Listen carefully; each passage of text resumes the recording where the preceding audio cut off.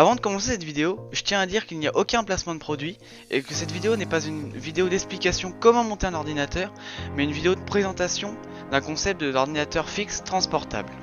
J'ai jugé qu'il y avait vraiment beaucoup de vidéos de montage de PC sur internet. Dans le cas où vous voulez vraiment que je fasse une, n'hésitez pas à me le dire dans les commentaires. Ce boîtier est très compact, il fait 28 cm par 18 par 22, ce qui vous permettra de le transporter beaucoup plus facilement qu'une tour de PC classique. Certains composants sont un petit peu anciens, mais vous allez voir, par exemple, le i7 3170K arrive très bien à tenir la route quand on l'overclock un petit peu. Bon, assez parlé, on est parti pour le montage. Après avoir installé le processeur et les barrettes de mémoire, j'ai donc positionné le support du water cooling sous la carte mère.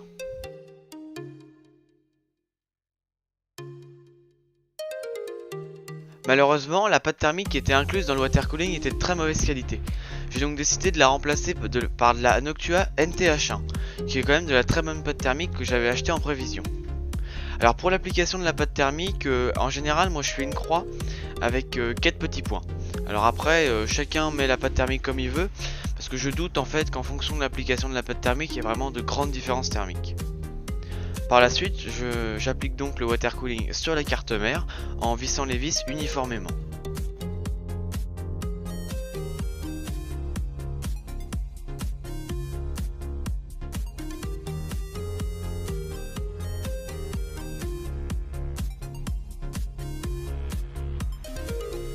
Dans le cas où vous montez un water cooling de ce type, je vous conseille pas du tout de serrer très fort les vis car vous risquez de casser quelque chose.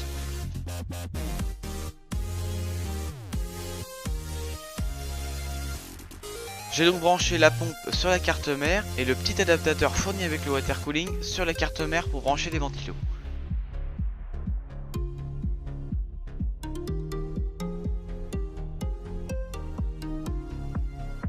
Par la suite, j'ai donc ouvert le boîtier, démonté la façade qui tient avec 4 petites vis, pour ensuite monter le SSD. Pour le montage d'un petit boîtier comme ça, je vous conseille de respecter quand même l'ordre de montage, car vous pouvez vite fait vous faire piéger et ne pas pouvoir monter une pièce et d'être obligé d'en redémonter une autre pour pouvoir la monter. J'ai donc déballé le SSD et je l'ai positionné sur le boîtier.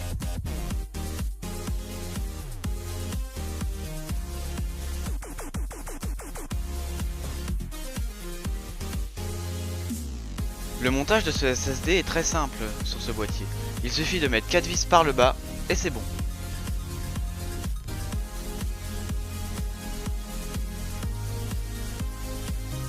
Et voilà, il ne reste plus qu'à brancher le câble SATA et le câble d'alimentation du SSD.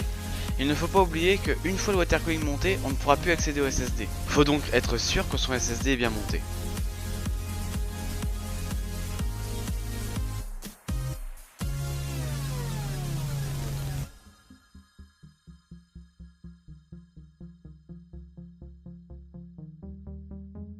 J'ai donc clipsé la plaque arrière sur le boîtier pour ensuite monter la carte mère.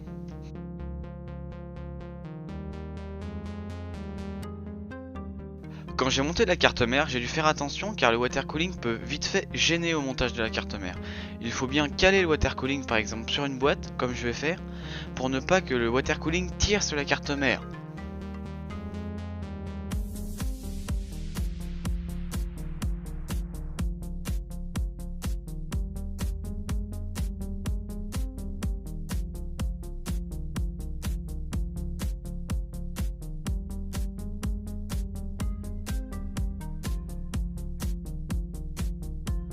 Lors du montage de la carte mère, j'ai eu un petit peu de mal parce qu'en fait les vis fournies avec le boîtier ne sont pas assez longues, car ma carte mère en fait a un dissipateur thermique. Alors j'ai donc été obligé de trouver des vis ailleurs, heureusement que j'en avais des plus longues.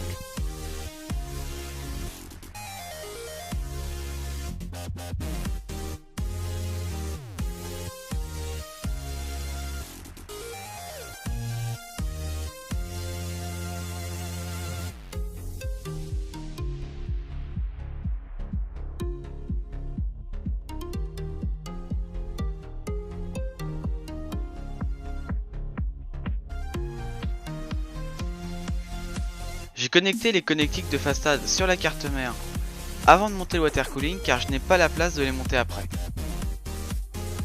Voilà ce que ça donne avec le water cooling monté. Vous avez vu, il y a très peu d'espace.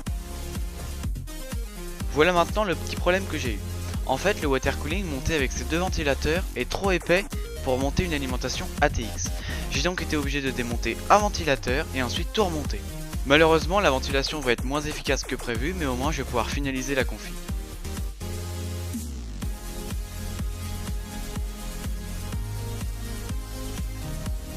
J'ai donc ensuite monté le disque dur de 3 pouces et demi sur son support pour ensuite le monter.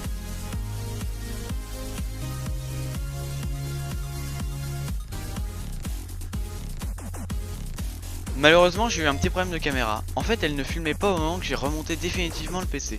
C'est dommage, mais ça arrive. Bon, on va pouvoir passer au premier démarrage.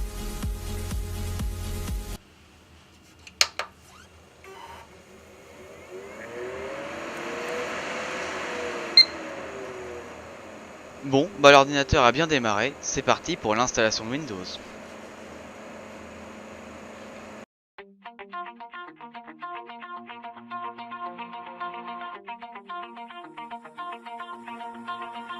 Pull my heart out of my chest, train my mind so I forget, sink your teeth into my bones, dig me out and fill the...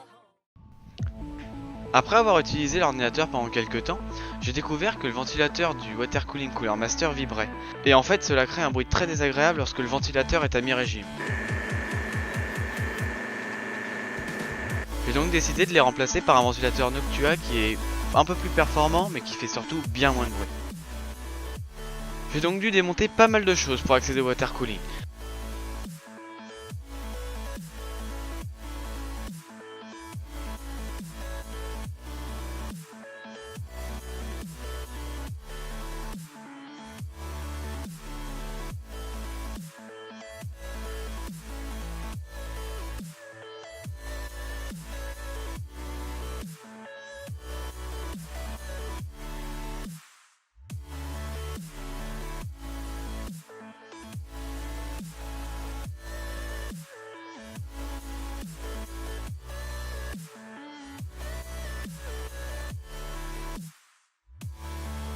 Et voilà, le water cooling est de nouveau monté. Vous avez vu, c'est très serré.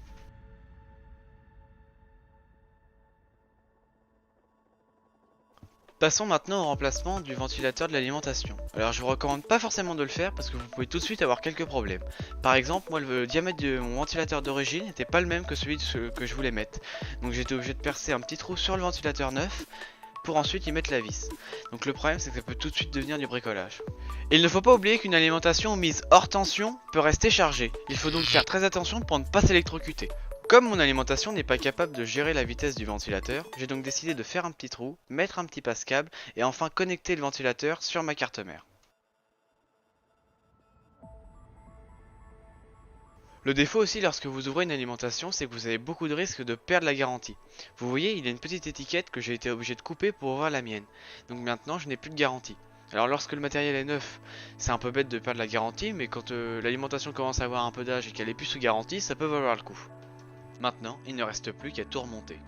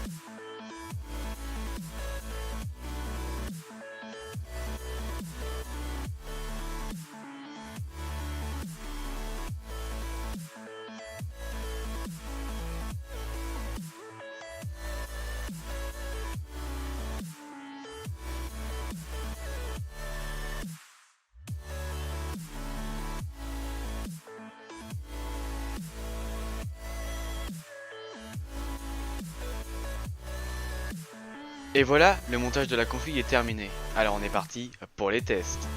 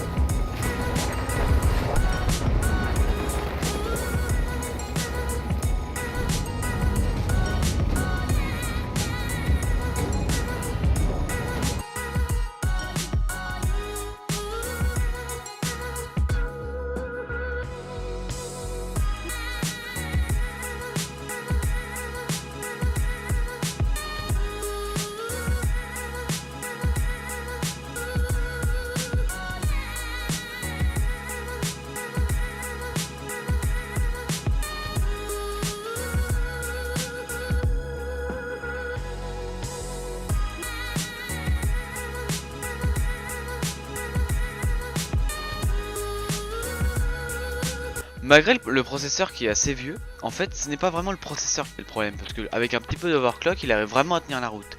Le problème majeur de cette config en fait c'est la carte graphique, qui est pas assez puissante pour faire tourner les derniers jeux. A la base quand je voulais faire cette config je voulais mettre une carte beaucoup plus récente, une 1060 ou une 1070, quelque chose quand même de plus performant. Mais malheureusement je sais pas si vous avez vu les prix sur le marché, mais ils ont vraiment augmenté à cause du minage.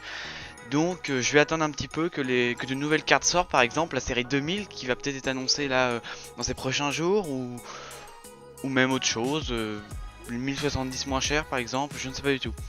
Après aussi le défaut qu'on peut reprocher à cette config ça serait la RAM. 8 Go c'est pas suffisant, si vous voulez vraiment jouer au dernier jeu il va falloir mettre 16. C'est ce que j'ai remarqué. Après par contre le point positif quand même c'est le processeur. Malgré son âge, je l'ai overclocké à 28% normalement de tête, donc c'est quand même une overclock qui est correcte. Et j'arrive à avoir des performances presque aussi bonnes qu'un 7700K, qui est quand même beaucoup plus récent. Alors certes le 7700K va être plus performant, la gestion va être mieux, mais malgré son âge il arrive vraiment à tenir la route. Donc voilà. Alors n'hésitez pas à donner votre avis dans les commentaires sur cette config, à me dire si vous voulez une autre vidéo par exemple avec une nouvelle carte graphique, ou par exemple quelque chose comme ça, un test, et puis allez, à bientôt!